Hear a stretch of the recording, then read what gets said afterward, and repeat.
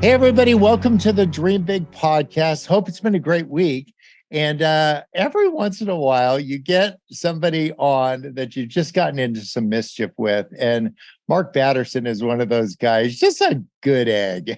Mark, welcome to the podcast. I just like you a lot. Well, Bob, good egg is one of the nicest things I think you could say about me. So I love it. I love it. Hey, Mark, tell people that haven't bumped into you what it feels like to be you and to be in Washington, D.C., and a little bit about what you're up to there. Yeah, we live right on Capitol Hill, and you know a little bit about that. So we raised our family on Capitol Hill. I remember driving around, Bob, and we were looking at a place you used to have here, and so we raised our family here. I pastor a church by day, write books early in the morning, and our local news is national news, and so it's kind of interesting being in a place where there's just something happening every day. But for us, Bob, like the Capitol is a place to walk our dog to.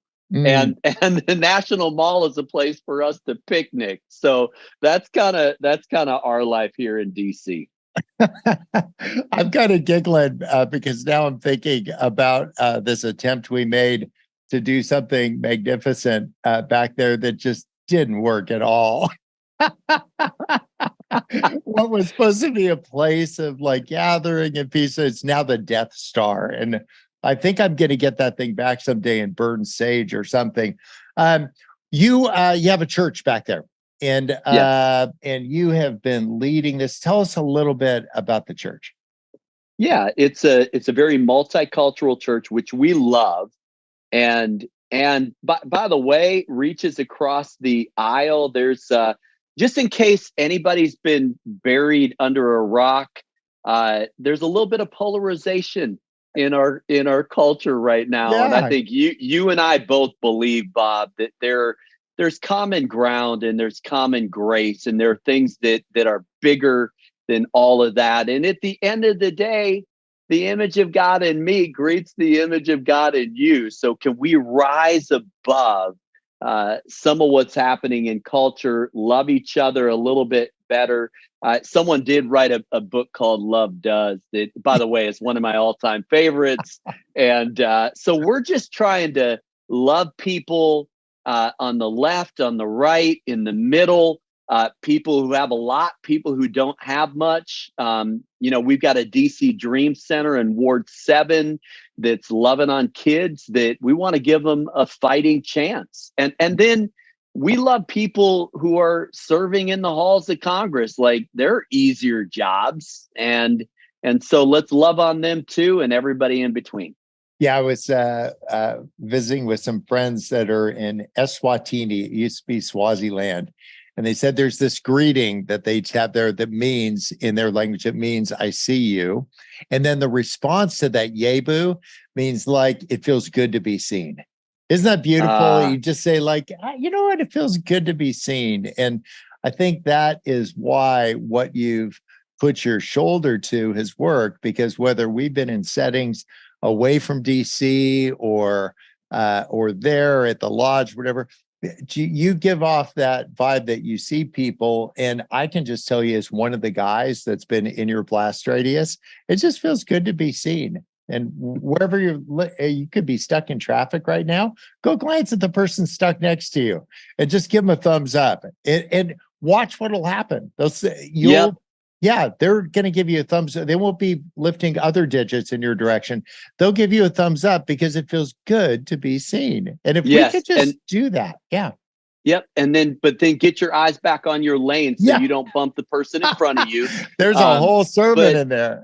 But Bob, this idea of eye contact, this is going to sound really old fashioned, but just try it. Just try looking someone in the eyes and just kind of look into their soul. I have two rules of life, Bob. One, everyone is my superior in some way, and that I learn of them. And two, everyone's fighting a battle I know nothing about. And so maybe I should maybe give a little extra measure of grace. And so, but there's something about just that eye contact with people that call me old fashioned.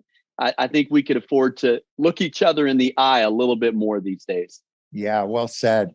Well, I'm so glad that you not only make a lot of eye contact, but you make word contact with people. You've written more books than I've even thought about. And the most recent one is Please, Sorry, Thanks.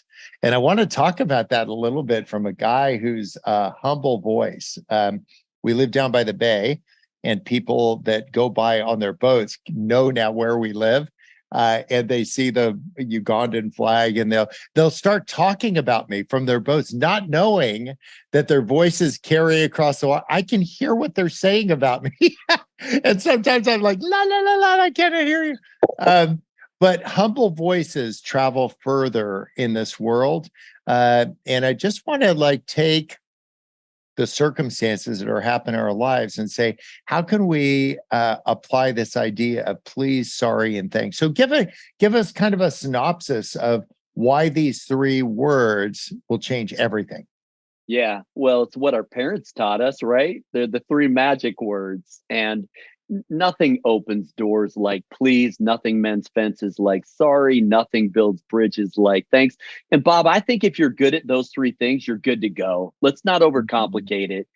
In marriage, in family, workplace, like if you're good at please, sorry, and thanks, those are the greatest predictors in my mind of happiness and success. They're going to get you further than a rank or a title or a resume. And so if we could get better at those three words, I think it's going to take us a lot further. We have a mutual friend, Dick Foe.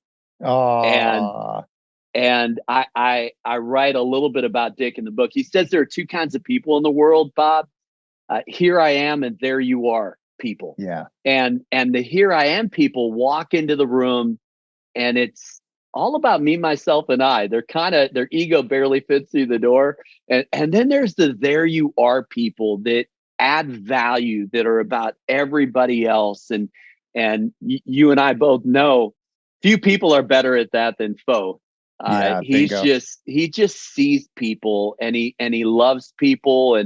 And Bob, you're the same way. I mean, come on, any guy that puts his number in the back of the book is a little bit crazy, but it's a way of saying, and by the way, please does this. It levels the playing field. Can we just level the playing field? Yeah. Can we just quit putting on airs? We're all people trying to find our way forward. And so it's really about the art and science of please, sorry, and thanks. What's that saying? There's humble people and people who are about to be. Just take cuts in that line. Just be one of the ones that's about to be. And then even difficult people that you make, even yourself, you could do something you think is really helpful that really isn't that helpful. So every once in a while, somebody will get in my grill about something, and I literally picture their thought bubble like a cartoon above them. And I'm just saying with whatever is coming out of the mouth, I'm just thinking they're saying I'm being really helpful right now. And that I'm not thinking that, but when I see the thought bubble, yes, I see it in that context. Now I don't need to buy what they're selling, but to just understand what's going on. I had a experience out at the Oaks yesterday. We have a big chicken coop, and it's not just it costs more than my first two cars. So, and it's got this 25-foot chicken run because there's coyotes out there, and I don't want to just an unhappy ending to this. And these eggs are worth like $300 a piece now. So I get down to the chicken coop, and there's 100 birds, not like my chickens are at the bottom, but the birds are flying around in there. I'm like, what in the world? How these birds get in my chicken coop? So I opened up the man door, like great, big and wide. And I got in there, started waving my arms to get the birds out of the chicken coop. And 2 flew out, then 20, 50. I got the last 2 birds out of there. And as they were flying away, I noticed they had the most beautiful wings. And I looked on the fence and there's 100 puzzled birds standing there. Somebody put their birds in there. I thought I was being helpful, like getting No, no, no. and my thought bubble said, I'm being really helpful right now. And the person that was thinking their birds were safe in my coop were like, probably are going to come to think. Now, I haven't quite resolved that because this just happened. I'm going to tell Mark Batterson did it. He says, please, sorry, and thanks. I love it. You know, Bob, you said something the last time you were with us at National Community Church. You said something, and I want to make sure I get it right. Like when people overreact, when they kind of blow a gasket, they aren't really reacting to you. They're reacting to their past tense pain. Am I ballpark in bingo. what you said? It's like because they've underreacted their whole life. And then all of a sudden, this is like the hold my earrings, like you're mine.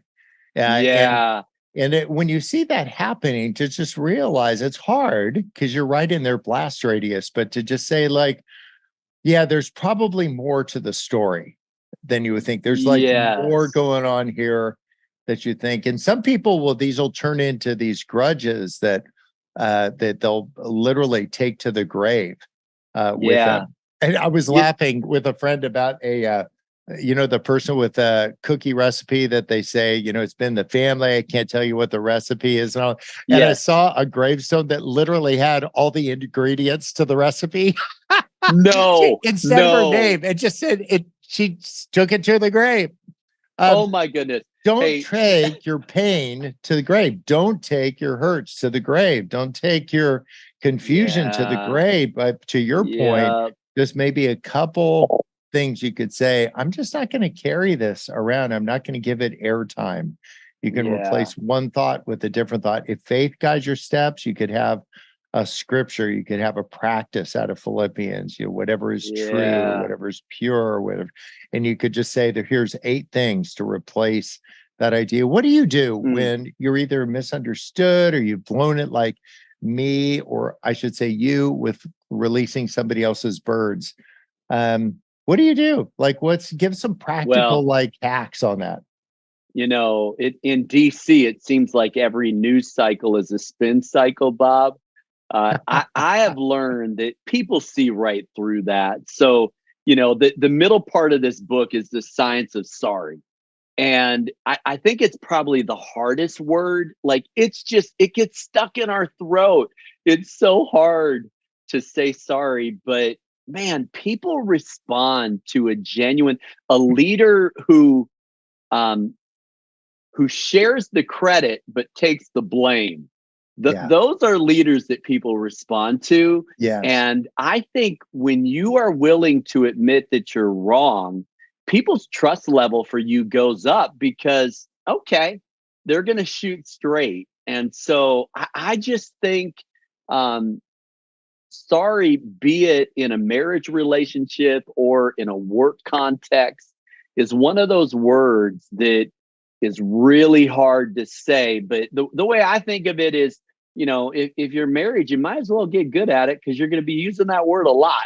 And the same is true for parents, and the same is true in the workplace. If you don't own your mistakes are going to own you. And so I think one of the things I appreciate about you, Bob, is, you can look back on your failures and mistakes and actually laugh about it and kind of laugh at yourself. I think the happiest, healthiest, holiest people on the planet are the people who laugh at themselves the most. And so, this is not, as they say, rocket surgery. This is simple things, but the simple things are the important things. But think about that. There's some left-handed sorries that just will not work. I'm sorry that you misunderstood what my intention was.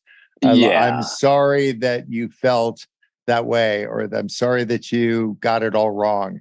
Like that is not a the sorry. the anti-apology, Yeah, or yeah, Bob, like early on in marriage, Laura and I would get in one of those, shall we say, intense discussions, and eventually I would just say sorry, and occasionally Laura would say, well, what are you sorry for? I'm like, I have no idea. I'm just sorry. I'm just yeah, sorry. But that's an empty apology. And so, yeah. learning to really own it, and to fess up when you mess up, I think is a healthy and holy thing. Yeah, and if you are going around apologizing for everything, you'll start apologizing for things you haven't even done yet. And so there's like kind of an over apologizing that can happen. So if we Yeah. can understand what it is, and it always works best when you know how far away from everybody we live in Canada, and you can either take a really long boat ride or fly a seaplane, and so when they're teaching you how to fly planes, you get in the pattern and you have to have permission before you land at an airport. And so when you call in, I always say I'm a student pilot. And if you just say because I am, I've been at it for 25 years. I'm a student pilot because they're nicer to me. Because if you were to say, hey, I'm learning this stuff still, I'm evidently got a lot to learn about communicating because I haven't woken up once and aiming to hurt somebody's feelings. But I've been successful yet again in doing that. So as a student of that, tell me some things that I could have done. Maybe a twist, a couple come to mind, but what are a couple that come to mind for you about how I could have done that better so you didn't feel beat up? That's just like make yourself a student pilot. And it's not Yeah. a trick, it's a kind of position of the heart and Yep. position like your palms up. And you're just Yeah. saying, like, man, how could I, if I had a do over and you don't owe me one, but Yeah. if I had, how could I have used that the best? Yeah. I think people love a great success story, but you know what they love even more? A great failure story. And Mm, so what I've found is when I share my failures, our first attempt at church planning was a total fail. And it was embarrassing at the time. I would note for the record that the cure for the fear of failure is not success. It's failure in small enough doses that you build up an immunity to it. yeah, And bingo. and you take yourself less seriously. So I think when we share our weaknesses, our failures, then people, it's easier to say please, sorry, and thanks. I'm going to forget this. So can I share one or two of my favorite Bob Goff moments? Go for it, man. Because, We're hooked up at the hip. I love it. well, part of the goal with the book is to help people personalize their thanks. Yeah. And so, like I think about the way that you say goodbye, like you run down a dock and fully clothed, waving and jump into the water. Like Yes. you personalize your thank you. But I'll never forget. So I didn't take the seaplane. I was on the longboat, Yeah. coming into harbor. And I don't know if you do this every time. You tell me. But there was like this flatbed boat pulling water skiers with a fully uniformed marching band and a guy I think in a kilt playing bagpipes to as our welcome. And I'm thinking to myself, like, who does this? But I think what I love about it, Bob, is could we help everybody else find their kind of um, personalized please, their signature sorry, their thumbprint thanks. Is that something you do for everybody, or was that just for me and my son Parker on that trip? I want to believe it was just for us, but I'm guessing you probably have done that a time or two. Yeah. We decided we just wanted, there's something about feeling welcome. Like I would stop inviting people to church and I would start welcoming people to church because there's a lot of people that get invited and they don't feel welcome. And I think the reason that we connected is that you make people feel welcome. And there's something beautiful about instead of trying to tell people what they ought to do, Well, you want to tap them on the shoulder and remind them who they are. So when it comes to that greeting, like somebody told me a long time ago, always pick somebody up at the airport or drop them off. Like that's the time, the hello, the greeting, the, welcome. So I actually found all these marching band uniforms online. There was a marching band at some high school that was going out of business. And so, or maybe replace their uniform. So I bought them. And I got him, and there's a friend of ours who was in high school, and he was in the band, and he said, "That's my uniform."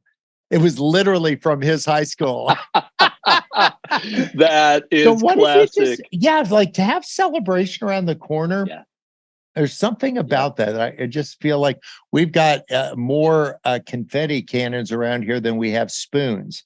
That we want to be ready to celebrate, and not even just celebrating the people that we know, but reaching out to the ones that we don't. I was listening to what is The Greatest Showman, that This Is Me, that song, this big kind of rousing chorus. And then I looked up the name of the woman that actually sings that. And I'm sure 7 years ago when she sang it, she was really busy, but I'm thinking less so now. So I just sent her a DM the other day just to say, hey, man, thank you. I'm not man, but like, thank you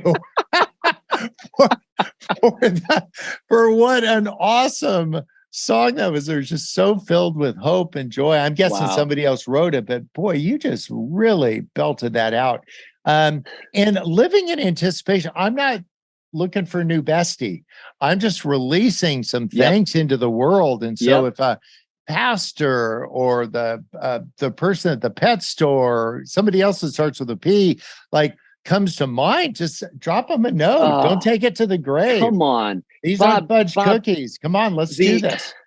The thanks tank is never full. Every single one of us, like, another thank you would do us well. So before we came on, I told you, I wrote this book, Please, Sorry, Thanks, but I feel like you're the poster child. Like no one does it better than you. And tell that one story. We're on a panel together years ago, and do you remember this? You forgave your daughter before she crashed the car 17 years later. Totally. Because I just share that one story because to me, it's a signature sorry. No, that idea of just writing a note to just say, I forgive you for crashing my car, and do that on like day one. And then 18 years later, bury that thing at the time. And then 18 years later, give the people you love a shovel and a map. And so to just start like geocaching some grace, right? If you could write to your kids if you've got them, like, I'm paying for your college education. And if you change your mind, just don't tell them where it is. So what I want you to do is like maybe, and if you guys can keep a secret, attached, because my kids don't listen to my podcast, like attached to our will is the latitude and longitude of everything we buried around the world for them. When I get hit by the pie truck, wouldn't that be fun? They're just going to go on this great adventure and find all the stuff we hid. And they're not messages that tell them what they ought to do. They're messages about who they are. And that won't cost you a nickel. It's a misdemeanor to dig up the roses in front of the White House.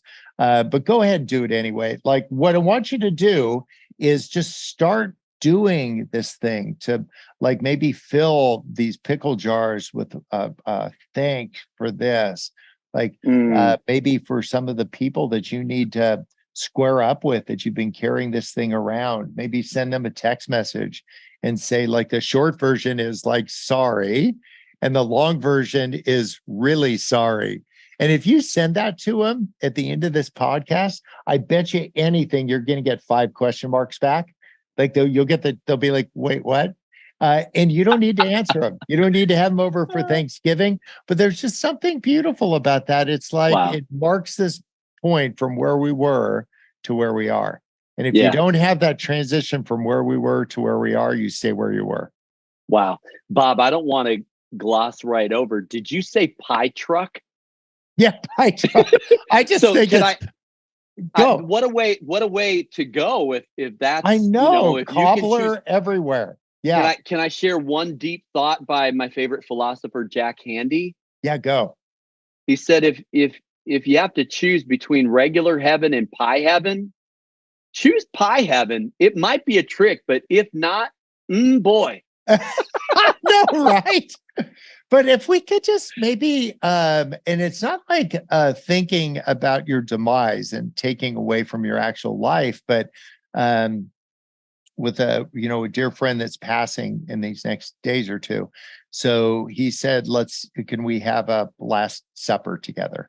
And so I flew out yesterday to Nashville, and I thought we would all be sitting on the same side of the table. But I thought, we just laughed and cried. I said, let's knock off a liquor store, run up the credit cards. If you're going tomorrow, but that joy of having done the arc of life where it was filled, like to your words, of please and sorry and thanks.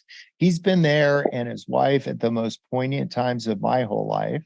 And he's been just a great guy to help me access some emotions that I couldn't access otherwise. Some times where I felt really wounded by things, and he helped me find words that I couldn't access. Maybe find some people, if please or sorry or thanks feel like words you can't access with a parent or with a sibling or with somebody else. Man, fail trying, don't fail watching. Don't just say, I'm just going to wait for the word to come.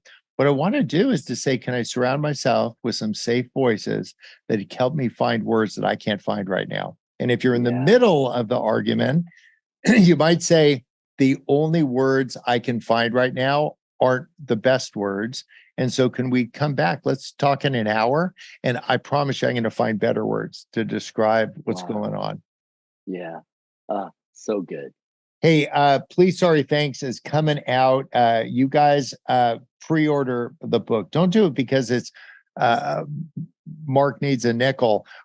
Do it because the whole reason that authors write books is so they can be available. And when you pre-order a book, that lets Amazon know this is going to be another bestseller of his. And so by pre-ordering, you actually do a solid for an author.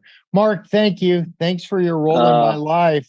Bob, this is going to be another one that's going to touch a lot of lives. It's touched mine. I've been flipping through it, and just keep at it. Keep doing the courageous work you're doing.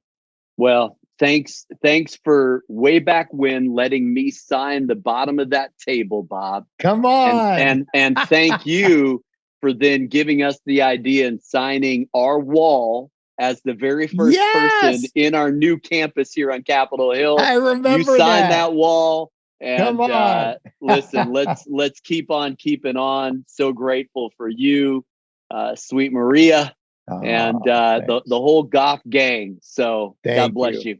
Well, you guys, you've been listening to the Dream Big podcast, and here's the deal. The next 5 minutes are the best 5 minutes. Take something Mark said, or take an adjacent idea that we didn't even talk about. It was a person, it was a circumstance, it was something that came to mind. Take agreeing with Jesus off the table, because he's not interested in your agreement. He's interested in your activity towards him, towards other people that he made. And then just say, maybe it's a please, maybe it's a sorry, and maybe it's a thanks. And I'll check in with you guys next week.